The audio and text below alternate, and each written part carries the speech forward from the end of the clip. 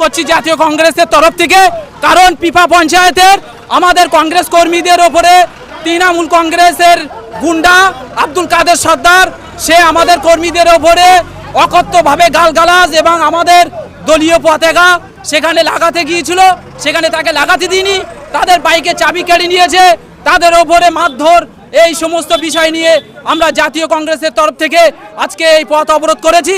যত সময় পর্যন্ত আব্দুল কাদের সর্দার অ্যারেস্ট না করবে তত সময় পর্যন্ত আমাদের এই অবরোধ চলতে থাকবে। বন্দে মাতরম! জাতীয় কংগ্রেস জিন্দাবাদ! জাতীয় কংগ্রেস জিন্দাবাদ! অবিলম্বে কাদেরকে গ্রেফতার করতে হবে, করতে হবে, করতে হবে। আব্দুল কাদের সর্দারকে অবিলম্বে গ্রেফতার ATMC গুন্ডা বাহিনীকে গ্রেফতার করতে হবে, 24 ঘন্টার মধ্যে গ্রেফতার করতে হবে। গ্রেফতার আন্দোলন আমরা এবং সাথে সাথে বাবুকে